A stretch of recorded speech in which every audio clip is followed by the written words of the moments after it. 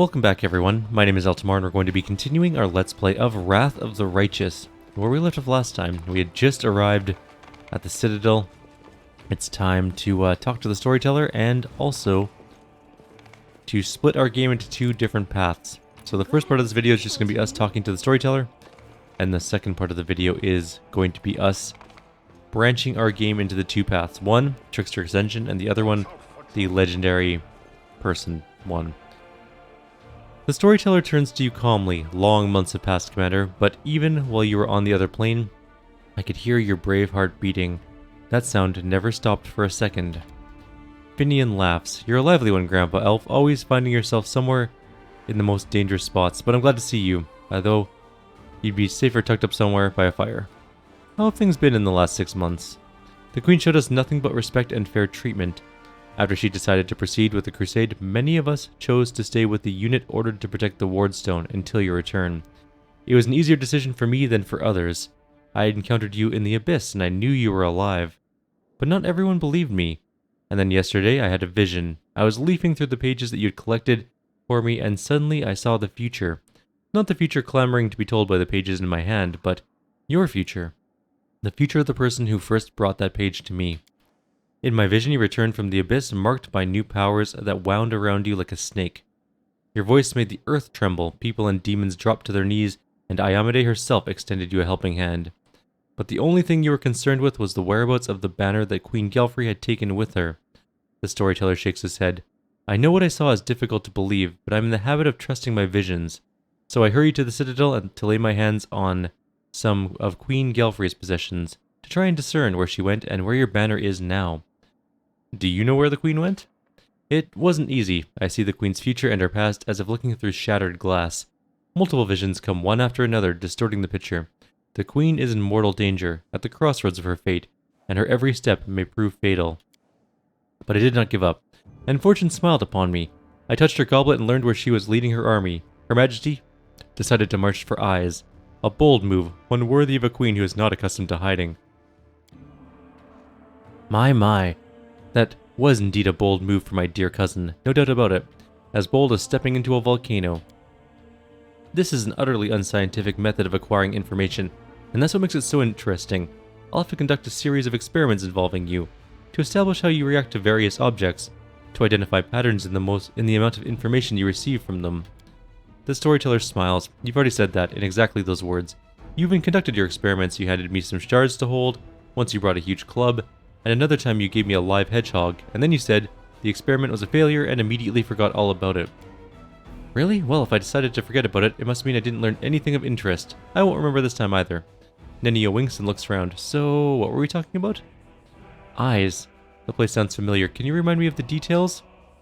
Oh, Eyes. It's the city that hangs over the abyss. It was once the citadel of legendary rulers, the capital of Sarkoris.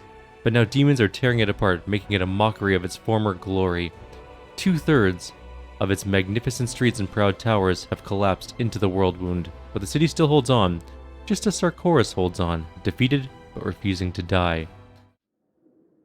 The storyteller nods. Yes, your arrival has changed everything. Attacked by 2 armies, we felt like a dilapidated palisade on the verge of being swept away by a giant wave, but with your return, we have become an indestructible wall that will withstand any blow.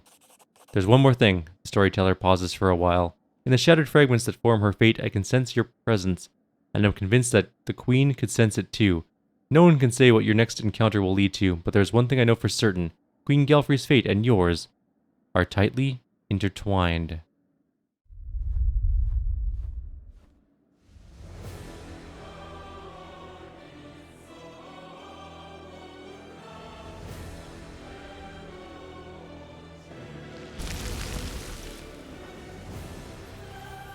Oh no, there are too many of them. This is useless, we're done for. Don't fall back, hold the line. A huge, oily Nelfschnee is waiting for you with his arms folded. Here comes the commander, kids. So, Commander, do you like what you see? You've arrived just in time to hear your friends screaming for help. They trusted you, and look what happened to them. Do you actually think you can rescue them? Huh.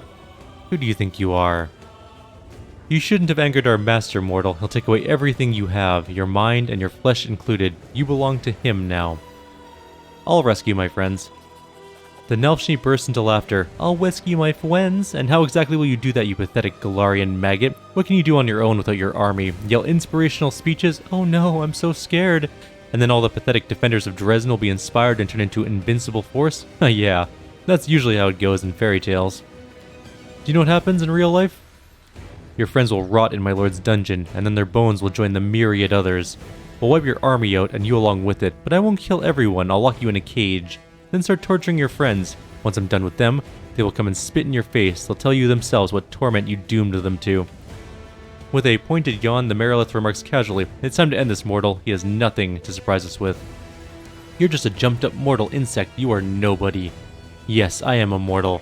I'm the commander of the 5th Crusade. This is my city, my people, and my destiny. The demon seems to want to say something else, but then just waves his huge claw. Whatever. Let's see how you taste, Commander.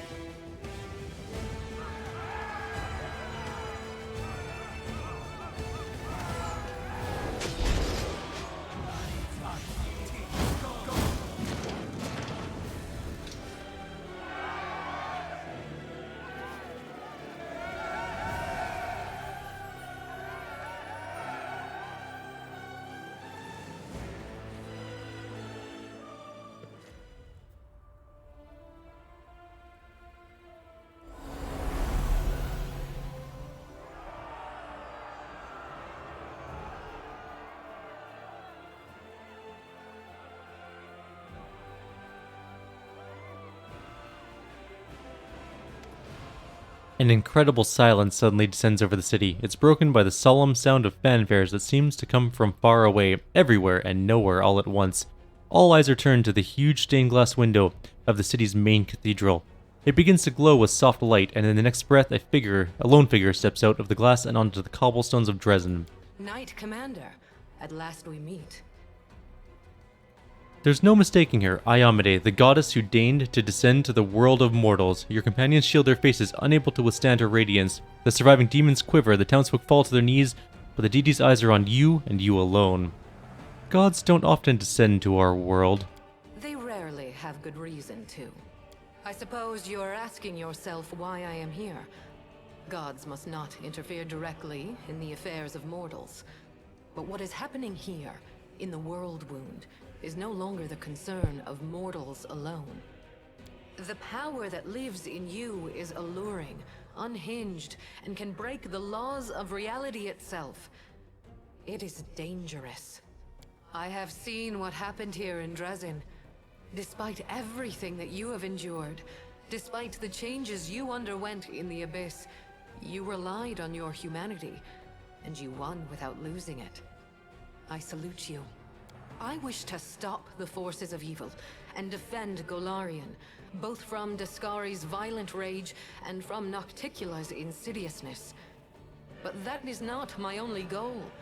I have come here to restore justice, for justice is the birthright of all. That's why I hail you as a hero who has triumphed over the demons many times. I have done that. At the same time, I grieve for you, as for a soul that is caught in a web of demonic deceit and villainy. You're right. What can I do about it?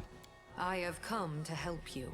In that moment, when my poor herald was being torn apart by monsters, he found the strength to send me a message about what he had learned in the Abyss. You were in Elutionera, where you spoke with the Lady in Shadow and the Architect of the World Wound. They confessed what they had done to you, but they did not reveal the whole truth. Both you and this unfortunate world will have to pay dearly for the power that they so generously bestowed upon you. But all is not yet lost.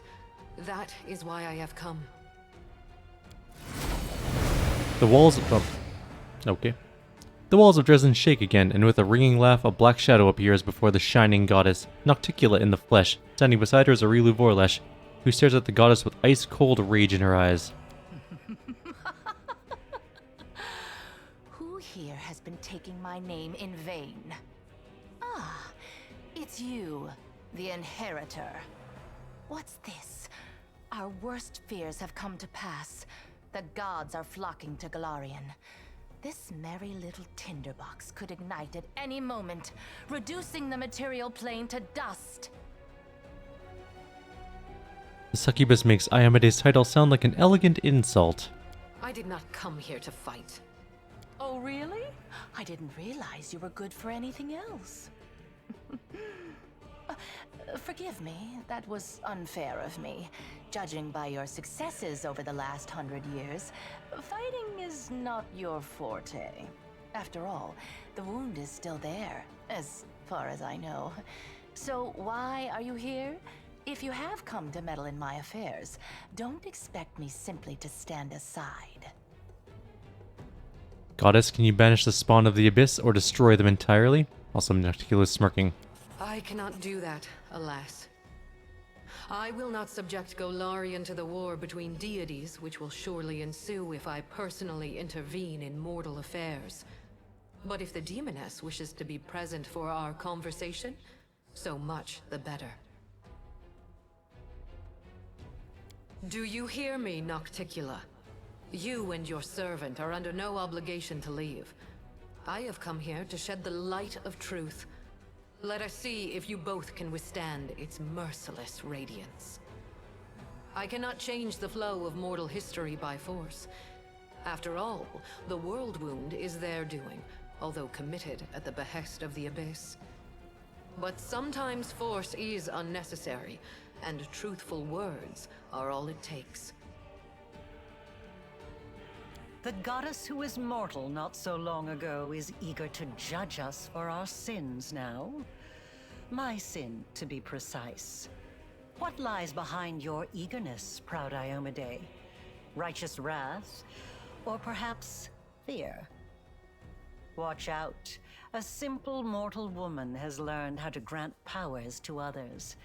Powers which are beyond the wildest dreams of many Imperial lords. This must be stopped, forbidden, taken away immediately. After all, what need will we have for all these arrogant gods once we become their equals? Arilu smiles coldly. Silence. It's impolite to interrupt your elders. But you know, Inheritor, she does have a point. What are you going to do now? Break my weapon? Which has made so many victories possible, and only because he received that weapon from my profane hands, and the entire affair must therefore be profane also? What real reasons do you have? Save those born of your envy, your capriciousness, and your suspicions? Nocticula's cold gaze makes Arilu press her lips into a thin line. My reasons are quite real, as you well know. That is why you appeared here in such haste, is it not? You have woven a delicate lace of half-truths, Nocticula. From you and your servant, the Knight Commander has learned that he is bound to the world wound, that he is slowly dying because of its influence, and that he is yet capable of closing it. But you withheld a crucial piece of information. You never told him that closing the wound won't save him from death. For this lock will destroy the key to which it is bound. The one who closes the world wound will die along with it. Fury rings in the voice of the goddess. That is true. I tried to tell you back in Illusionera, but I was not allowed to. It is an unavoidable consequence of this process. To stitch two planes together as I have stitched Golarion and the Abyss, the soul of a mortal must be woven with the essence of the Abyss. To undo this seam, the original soul, the key, must be ripped apart. No one could survive such a process. In other words, I'll die if I don't close the wound, and I'll die if I do close it. It is true. Now do you see the perils of accepting a demonic gift? No matter how much power the Abyss gives you, that power will always be tainted by lies and misfortune. This is the justice I promised you. The right to know the whole truth, and not to be a plaything in the hands of abyssal spawn. You hear genuine sorrow in Iomede's voice. What if I reject this power? You will live. You will lose everything that makes life worth living. You will spoil a brilliant endeavor and destroy the lives of thousands of mortals who will be devoured by the legions of demons coming from the abyss. Aside from that, you won't do anything extraordinary at all. Goddess, can you help me cleanse my soul of the influence of the abyss? Aurilu has planted a piece of the abyss itself in your soul. The only thing that can cleanse the soul of such a taint is that same soul. But I will be near. I will show you how to root out the demonic corruption. I am not a demon, and I do not offer any simple solutions. You will have to go your own way, no matter where it leads. Well, now I'm starting to understand the rules of this game. Yes. The power that Nahindrian crystals grant you will bring about nothing but your own demise. The branches of the Tree of Sin are vast and verdant, but its only fruit is death. You will not be able to save yourself unless you reject everything that has been foisted upon you. Now you know everything. No, we're not quite finished with the revelations yet. Few secrets remain to be revealed, but they will be worth the wait. Aurilu's voice rings with surprising, somewhat feral delight. Does this look familiar?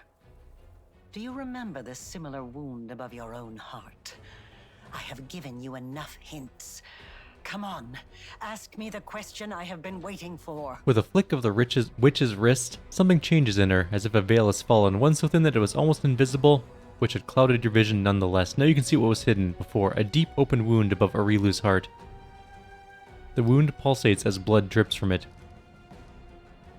I received my wound because you, Aurilu, planted the essence of the abyss in my soul when you expanded the world wound. My question is, why do you have a similar wound? Could it be because you used your own soul as a key when you first opened the world wound?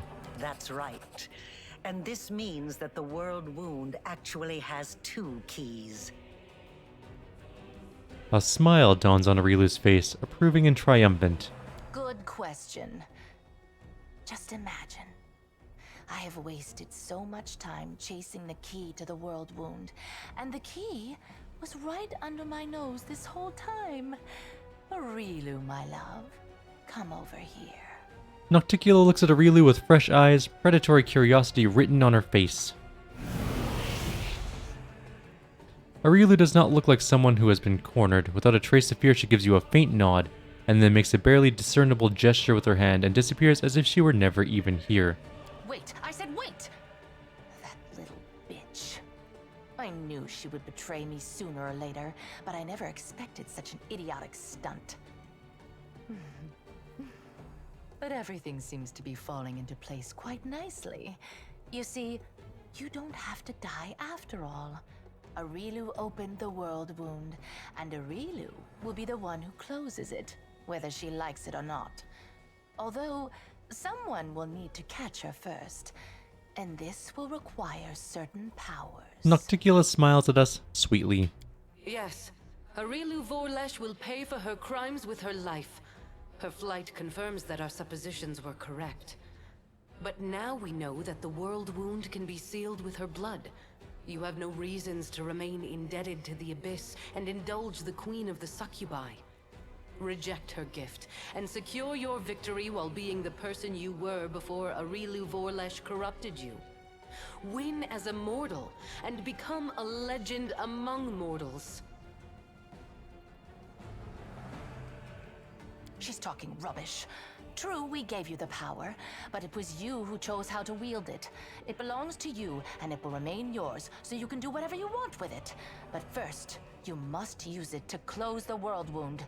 You aren't going to catch this world's most powerful witch, and a half-demon one at that, with your bare hands, are you?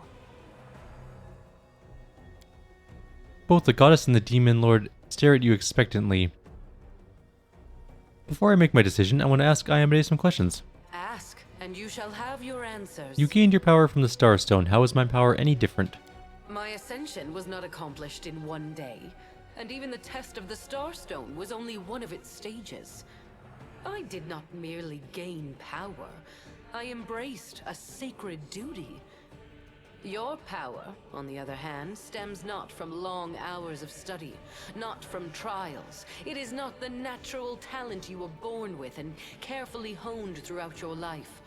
It is the result of an evil soul's deranged experiment with the blood of dead abyssal lords. You imprisoned entire hosts of angels inside the ward stones. Why did you do that to them? Every one of my angels volunteered for that mission. They all knew what kind of watch they were going to keep. They knew that it would be a hard and exhausting battle, but that the lives of mortals throughout Golarion would depend on it. Alas, angels' minds can be as fragile as the minds of mortals. In less than 100 years, many wavered and wished to break the oath they had sworn. I do not blame them. I blame myself for allowing them to take on a burden that was too heavy for them. Did you send your herald to follow me to the abyss, or did he go of his own free will? He acted on his own noble impulse, and I did not stop him. I also did not try to dispel his misconception about you being my chosen one. I do not lie, but both celestial beings and mortals can be mistaken. She doesn't lie, sure. She merely withholds some of the truth. For the noblest of reasons, of course. The demon grins. Do you know what happened to your herald? My herald, my loyal companion, was captured, and now demons are using him to attack Dresden. They're holding him in the Ivory Labyrinth, Baphomet's realm of the Abyss. It is a place I cannot go, not even to save my faithful friend. For doing so would start an interplanar war. Deep grief flashes across the goddess's stern face. Right now, as we speak, Baphomet's servants are torturing the hand of the Inheritor. Tormented and anguished, he reaches for you with his thoughts and his soul. I cannot tell if he sees you as a great unfulfilled hope or a last chance. But Baphomet knows well how to exploit such desperate yearning. He has turned my herald into a source of power to open temporary portals. They do not last long, but they lead from the dungeon where the hand of the Inheritor suffers, right to your doorstep. Baphomet does not need to lead his armies through the rifts. Now he can send them right here.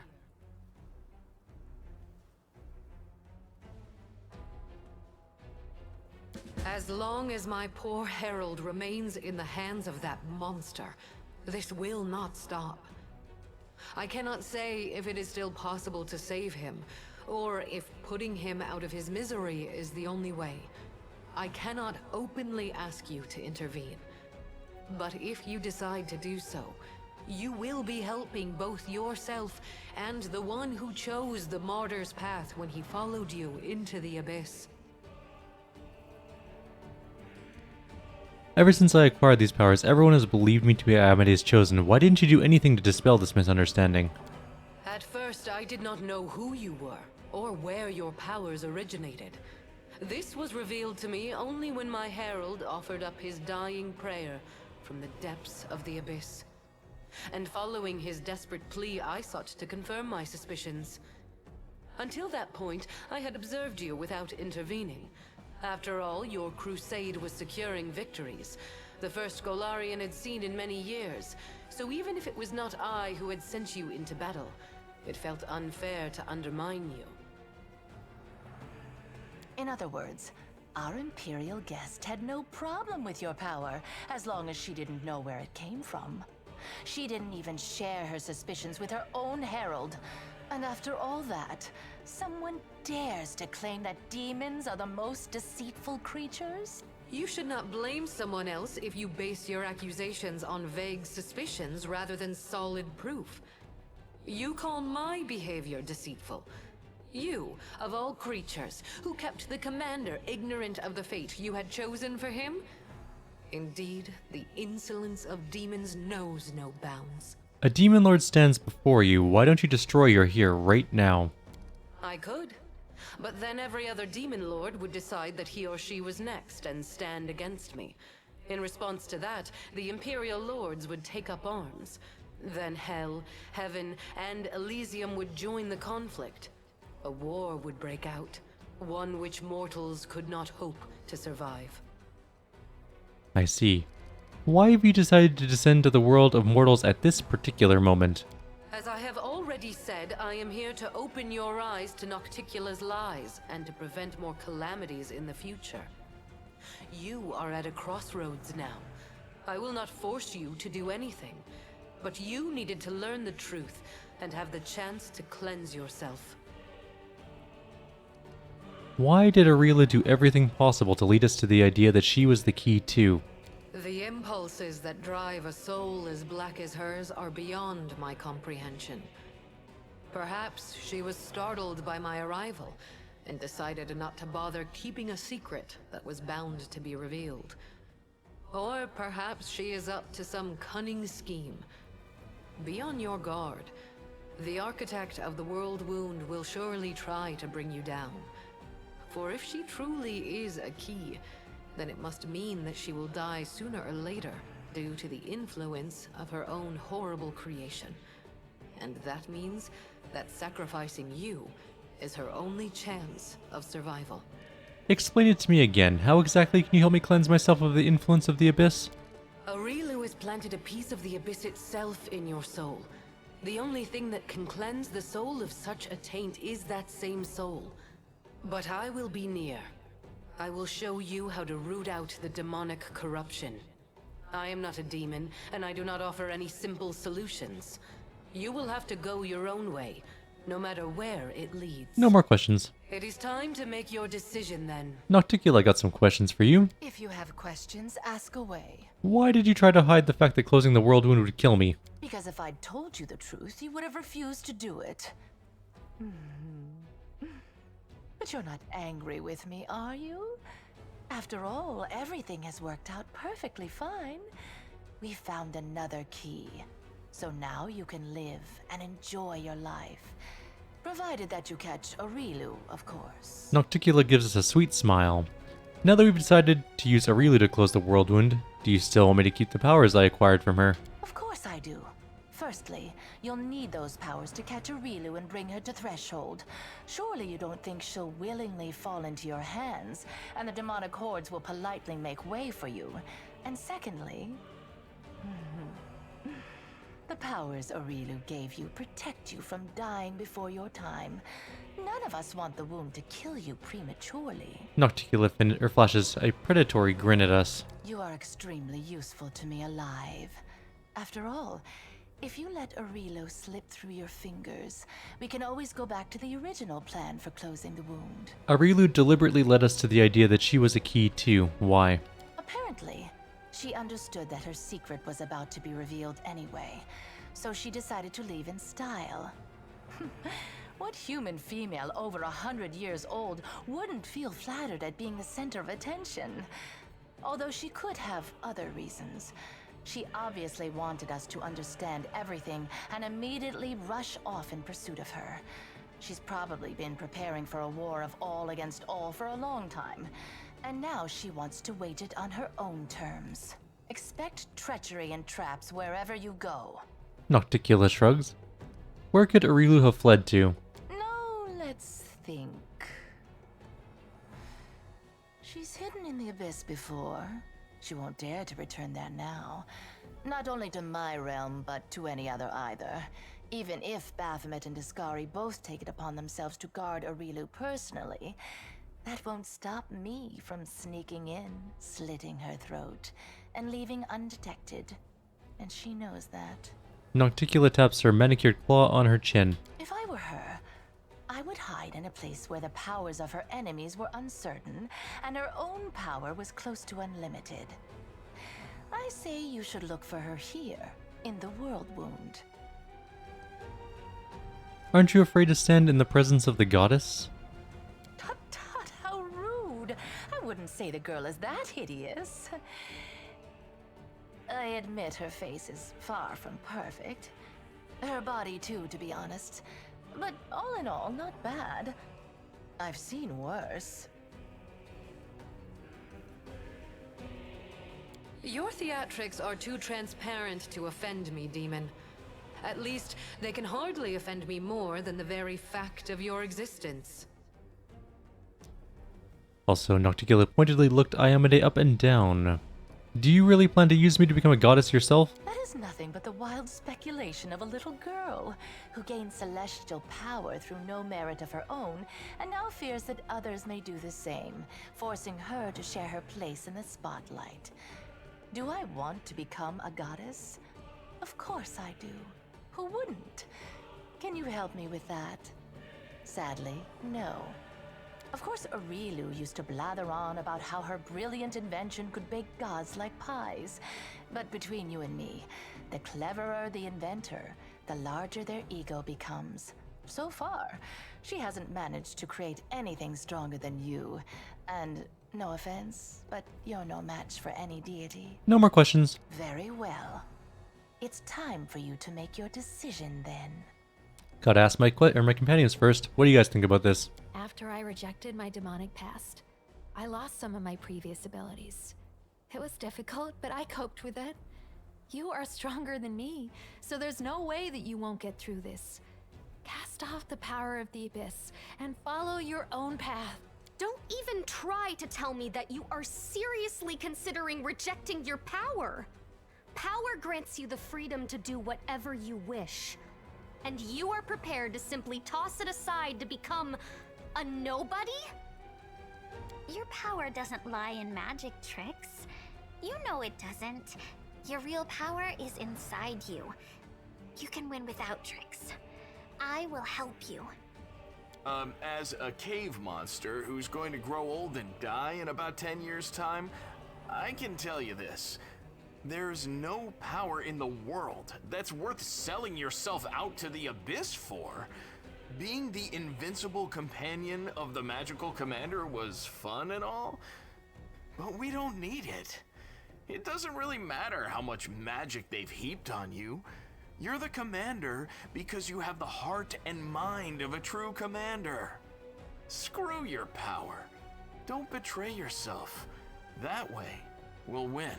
I don't see any reason for deliberation. Your power is chaotic and capricious, and it originates from a demonic source. I doubt you can even control it. Heed the words of the goddess. Reject it.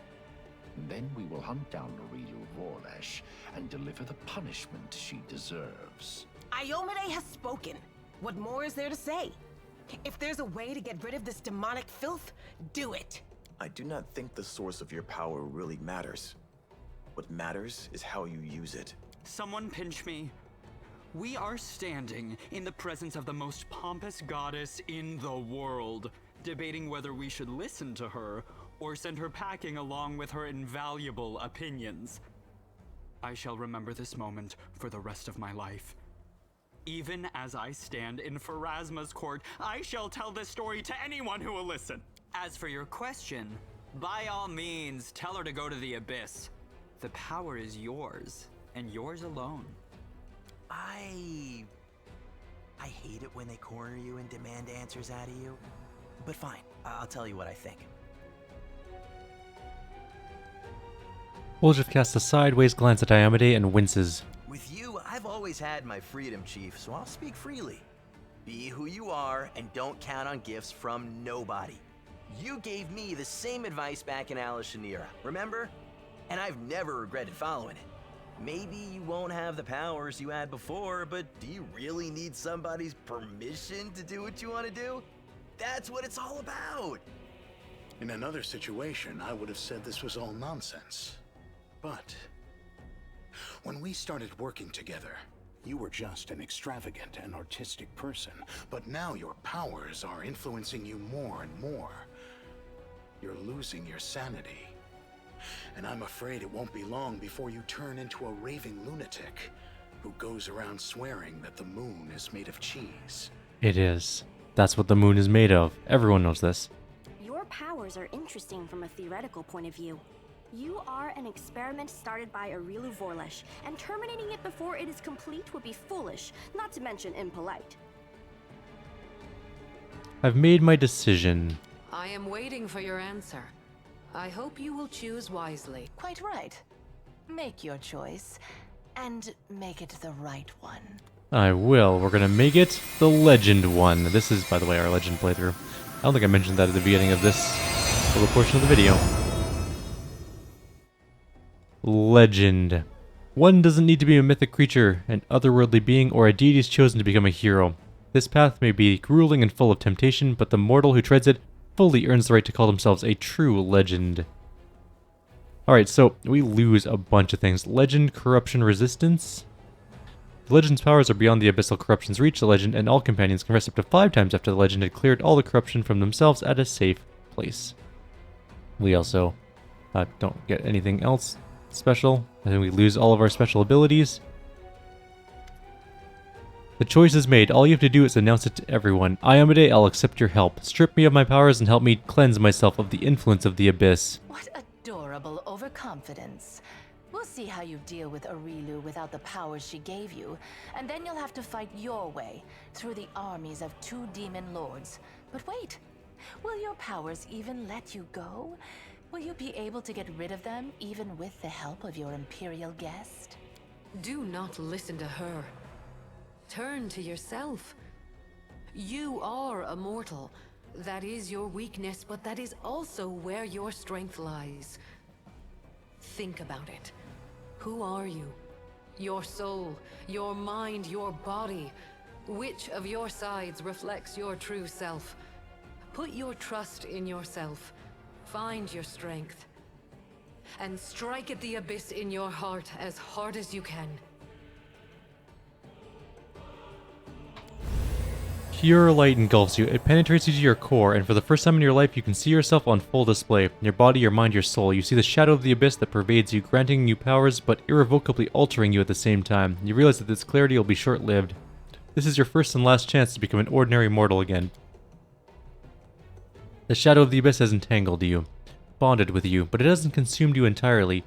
Flashing before your eyes are moments when you rebelled against it, and when you gave in to the temptation.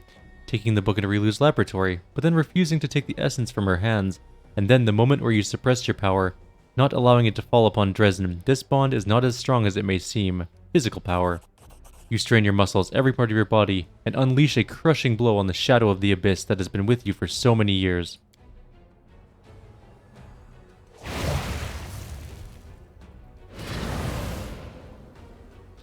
Pain, incredible pain. Part of your soul breaks off and melts away, fading into the void. You feel your power leaving you, giving way to something new, something unknown, unimaginable, and at the same time, something not borrowed from any gods or demons, something that belongs to you and you alone.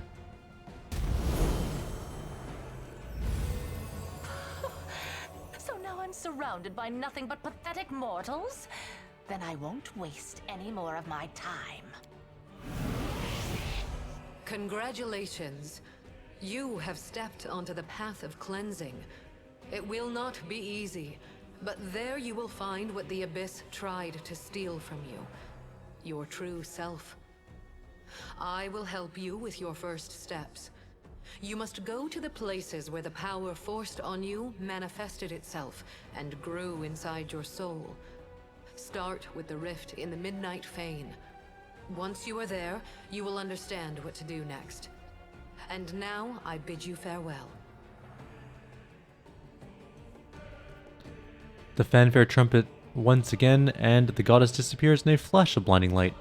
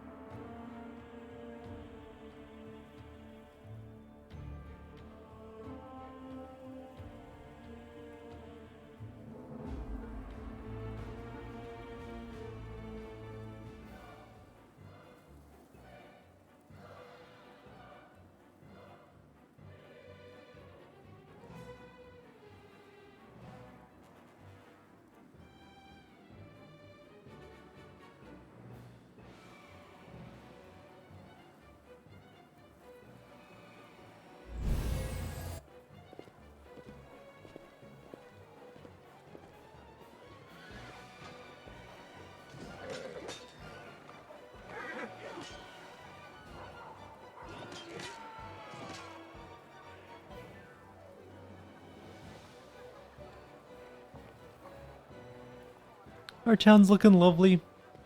It's mostly healed up. We need to sell so many things. Our inventory is so full. But we have like 18 conversations we have to do as soon as we get into the keep, so we're not going to be doing that in this video. I'll do that between videos. I'll just do all of our selling and buying, perhaps. There might be something worth buying. We'll take a look at all the stores. If I do buy anything, I'll show you guys what I buy in the next video. But for now, we have to do 800,000 conversations, starting with Enevia. I must replenish my powers. Enevia's clothes are dirty, and her face and hands are smeared with dust. She uses the broom she's been holding to offer you a cheery salute. Nothing to it. Couple days, and the city's as good as new. The streets have been cleaned, all the ashes left from demons have been swept away, and we patched up the fortifications. We got guards on the walls and you in charge. It's almost like the good old days. Speaking of good old days, you were only gone 6 months, but right now it feels like decades have passed. Life in Canabras before Discari's attack feels like ancient history. Innocent days when all we were worried about were some demons and cultists here and there, not demon lords and deities vying to pay us a visit. What's the situation at the front? Unknown. Her Majesty mustered all the troops she could, raised the Sword of Valor, and advanced on the demons. There's been no word from her since she left. Perhaps she's boldly taking eyes even now. Maybe her bones have already been picked clean by demons. We don't know, and I doubt anyone except you will be able to find out. But that's not all. Baphomet's minions keep taking swipes at us. The scumbags are holed up somewhere, and the Ivory Labyrinth, I'll bet. And they keep opening portals in different spots, dropping off a dozen units, then closing the portal before we can get to them. We lost more scouts than I'd care to admit before we figured out how they were pulling off that little trick. So here's what I'm thinking. Maybe you could get to one of those portals in time. You could be ready for them somehow, so that when one opens, you can get inside and crack some skulls. They might even be holding the poor Herald in there. If he's alive, you can free him. How do you feel about seeing the goddess in the flesh? My ears are still ringing from those trumpets. After witnessing that sight, I don't think I could be surprised by anything ever again. As you just heard, we have to catch a Rilu. Any ideas where I should look for her? Not especially. She's been roaming the Abyss all this time, but now that avenue's closed to her, Nocticula and the other demon lords are all slavering for a piece of her. I think she's somewhere around here, in the wound. Some nasty little place like Eyes, or maybe she went as far as Threshold. So, Dresden's under control? Enevia waves her hand in a vague gesture. Generally speaking, yeah. As under control as a city can be when it's got no people in it, and only 2 days ago it's crawling with demons, I don't think you want me to paint you a rosy picture, so I'll tell it like it is. Things still ain't looking all that good for us, supplies are running short, and there are hardly any soldiers left to defend the place. But the city's still standing, and that's what counts. This war ain't over yet. An entire army of demons enhanced by Nahindrian crystals was being sent here. It's being led by a demon named Mutasafin. Do you know anything about that? Scouts reported the movements of a large demon army far to the southwest of Dresden. They were marching across a dried-out lake. There used to be a Sarkorian holy place there, but where they went, nobody knows. They're not headed for us, that's for sure, at least not yet. Thank you for the report, I'll be setting off without delay. That's the commander we know and love. You go knock him flat. Only, I know you're a big deal in all these days with the goddess herself paying you house calls, but still, taking on Threshold is more than even you can handle on your own. So don't go forgetting about us humble mortals. We can still be of use to you. Since people have heard you were alive and fighting again, new volunteers have been coming to Dresden. Not many so far, but my gut tells me you'll have a decent army behind you before long. Once the way to the heart of the wound is clear, come back to us. Come back so you can lead us to the final battle. And Enevia wavers, Irbeth. She's out there somewhere on the front lines. Find her for me, please. If she's alive, help her come back to me, and if... She shakes her head. No, she's alive, I know it. She's too damn stubborn to die before the final victory. You're both gonna tear the demons to shreds and come back here, together.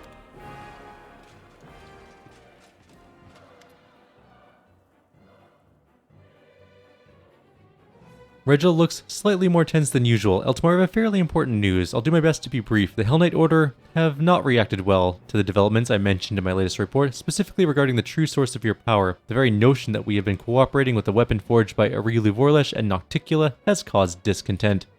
The orders have not issued any official edicts, but many chapters and high-ranking knights have been recalled from their assignments and barricaded themselves in one of our outposts. The one you know, in fact. I suggest you go there and resolve the issue between the Orders and the Crusaders. It's a matter of importance. Yep, we'll go deal with that. Excellent, that's all I had to report. I'll return to my duties, and you may attend to your other affairs.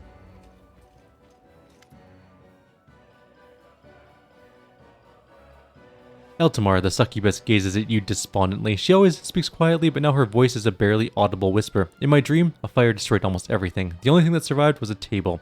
I've returned to my dream world so many times. The nightmare still lurks there, but I want to understand why this table is important. Why did it survive the fire? I still can't figure out what makes it special. It looks like a simple piece of furniture. It just stands there. What's it supposed to mean? What am I doing wrong? Is your nightmare still attacking you? Not openly. It still lurks in the shadows, gnawing at my soul from within. It never leaves me alone, but it hasn't tried to fight me yet. Or fight me again. Would you like to enter your dream again? I don't think that'll help. We've already been there together, and no. There must be something else. I must look at it from a different angle.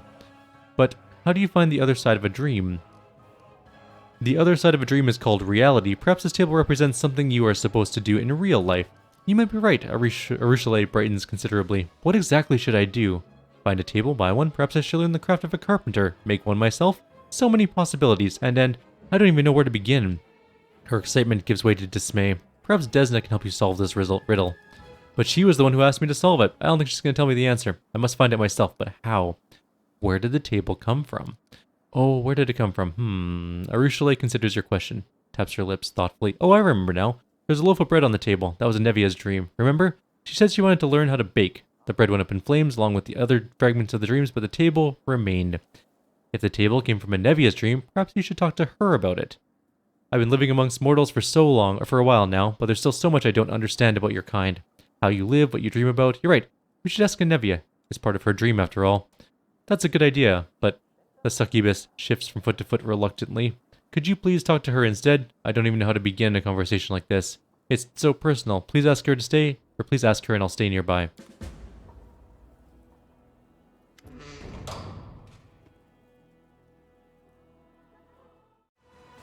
Commander, the Inquisitor greets you with a bow. I'm sincerely gladdened by your return, and I was delighted to hear of your recent victories. It's a shame that my duty has kept me away from the front line. I would like to take up a place in the ranks of your Crusaders, and perhaps I will still have a chance to do so, but before that happens, we must address another issue. I suppose you've already guessed what brought me here. We parted ways after the discovery we made at Count Arende's estate. You and I both know that the Count became a conduit for an unknown entity, which I call the Other. I retreated to Nerosian and then went beyond Mendev's borders, looking for mentions of such entities and ways to fight them. Now my search has borne fruit. I'm ready to tell you about it. So what did you learn? I must be honest, I still don't know what it is. However, I managed to find some evidence of similar incidents. Individuals who, in a horrible moment in their life, became a gateway for an unknown entity. The most curious part is that all these cases appear almost sequential. They happened in various corners of Galarian, but no two incidents ever occurred at the same time. This leads me to think that we are dealing with a single entity, one that has been secretly present in our world for a long time, merely changing its gateways on occasion. While I do not know what this entity is, I managed to find something of great value. A Varisian arcanist managed to pick up the trail of the Other and invented a ritual to weaken and bind it. She died under very suspicious circumstances. Her decapitated body was found in her laboratory and her head was never found. But her notes survived, including the description of the ritual. I've discussed it with several highly esteemed experts in magic, and I'm inclined to consider this a reliable weapon. We can use the ritual to lure the entity out, bind it, and probably exterminate it. But to do that, I'll need your assistance, Commander. What we gotta do? We must carefully prepare the ritual and then bring Count Arende to the designated location. The ritual will lure out the Other, weaken its connection with the Count, and bind its essence to our world like an anchor. The last part is especially important. All the evidence indicates that while the gateway is active, the Other can travel freely between the material plane and some unknown space that lies beyond. If we fail to bind the Other with the ritual, it will either escape or, in the worst case scenario, drag us into its realm. Hence, we must lure it out and then I suppose defeat it. There's one more issue. Aside from the fact that we have to fight this incredibly powerful and horrifying creature, the Other's suspicion must not be aroused until the last moment, and this means that the Count must know nothing as well. The best course of action to take will be to take the Count to the designated location without telling him the reason for the journey. Then we must frighten him and make it appear that his life is in danger. The Other will believe that its gateway is in peril, and then I hope it will show up to protect it. The ritual circle will work as a trap, but it is crucial, and I stress this, that we convince the entity that we know nothing of its existence, and that it is Darren who is in danger, not the entity itself. Otherwise, there's no knowing what may happen, and I don't want to give the adversary any chance to outmaneuver us. Why do you think the Other will appear to protect Darren? The Count has been in danger many times before, and nothing special has ever happened. You have a special connection with your companions, Commander. You shared part of your mythic powers with them, as they journeyed through the abyss with you and survived to tell the tale. I believe the Other understands this. It must also understand how dangerous it will be if you were to become not a benefactor, but an enemy to its gateway. I'm certain that it will react to a threat coming from you as opposed to ordinary encounters with demons and cultists. How dangerous is this thing? It is extremely dangerous, which is why I've come to you with this. All the evidence I've collected on the Other, in particular, the list of its victims, which include powerful demons and strong mortal mages, make me certain that we are dealing with something extraordinary here. It's stronger and more dangerous than Balor's and other generals of the Abyss. I also suspect that the Oracle's powers that the Count has developed come from the other. As a rule, only gods, imperial lords, and other extremely powerful beings are capable of granting such abilities. I know of no one except for you who could challenge such an entity, so I'm asking you for help for the safety of all who dwell in Golarion. However, I believe we can shore up our strategic position if the other doesn't suspect or we're preparing a trap until the last moment. Even the most dangerous of creatures become more vulnerable when caught off guard. The main thing we must do is take a methodical approach and stay alert. I think that's within our abilities. Okay, I'll help you. Thank you. Now let's go over the entire operation once more. I'm convinced we must lure the other out somewhere far from Dresden and other populated places to avoid civilian casualties. I've chosen a suitable location within the World Wound. I'll mark it on your map. You must bring the Count there without alerting him to what's about to happen. I assume that another foray into the World Wound will hardly raise his suspicions. I'll await you there once with the ritual circle prepared, but once we reach the crucial moment, you must make the Count and the other believe that the Count is in danger. I suppose the easiest way to do that would be to tell him that you made a deal with the Mendev Inquisition, and the Count will have to face punishment for his crimes, real or imaginary. I'll find a way to intimidate him, but he must play along. We need to provoke the other to come out and protect its gateway. That's when we finish it off once and for all. In this case will be my greatest triumph or my greatest failure, but I firmly believe that it must be done. Remember my words, the other must be convinced that we are not a threat to the Count, and that we know nothing of its existence. The slightest suspicion could prove fatal for us. Until we meet again, Commander, may the gods be with us. A pale, ghostly image appears in front of you. You recognize Thanapheus, the antiquarian, the scholar you helped some time ago, the dragon one. His translucent form flickers intermittently, and you have difficulty making out his words. Commander, it's Themis. Won't be maintained spell for long. Open door, treasure room. Please hurry. I'm on my way. I'll be waiting. Please hurry. The vision of Lathamis flickers and fades. I came here to express my disappointment in person. Sakabanas' voice is flat, and he gazes at you forlornly with his black void-like eyes. Put a lot of effort into this whole council project, and for what? For its most important member to leave and ruin the whole thing? What a shame. We could have had so much fun together. I can still participate in council meetings. No, you're completely useless to me now. And so is the council, truth be told. Farewell forever, my greatest disappointment.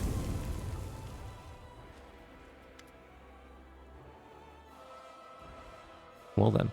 Commander, you look up and see Melissa, the green-eyed fisherwoman from the village of Chili Creek. Her hair's a mess, and her face and clothes are covered in soot. It looks as though she's traveled here in a hurry and met with a few dangers along the way. Help, please help me. He's gone crazy. He'll kill them. What happened?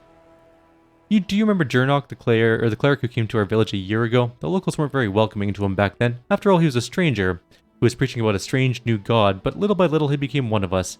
He went fishing alongside us. He told people stories about the crusade. He told us about meeting you and seeing the queen. And the songs he used to sing, they just made you want to stop and listen. Well, eventually, the fisherwoman looks down, we became very close. We started to plan a wedding. My brother didn't seem to mind at first, but after we got married, well, that's when he lost it. He became violent. He threatened to hurt us. I tried to talk to him, but... Melissa shakes her head sadly. We even thought about leaving the village, but when my brother found out, he lost his mind completely. Markle is strong, and no one in the village dared challenge him. It was a miracle that I managed to escape, but my husband is still there. He didn't make it out of the village. I don't know what's happened. Can you help us, please? Sure, I'll help you. Thank you. I'll head back to the village. I'll do my best to keep him from flying into a rage, but please hurry. I'm afraid he might do something terrible. And that's it. We're finally free of all the conversations. We need to desperately go and sell things. We also lost all of our mythic. Well, no, I guess we still technically have it for now. I guess we probably start to lose it as we go through, or does it just stay there and now we're a legend? I guess as we go down in levels, down in legendary path, we start to lose them. I'm actually really curious to see how this plays out. I don't actually know how this works. Yeah, it's gonna be interesting. We'll lose our sneak attack little by little, which is kind of annoying, but yeah, we'll see how it all plays out. I'm kind of curious. So I'm going to do some inventory management between videos, and then in the next video, we'll do the crusade management stuff, and then we'll head out of the city, start doing some quests. For now, I'll leave you guys here. Like always, if you have any suggestions or comments, please leave them below. Otherwise, I'll see you next time. Take care.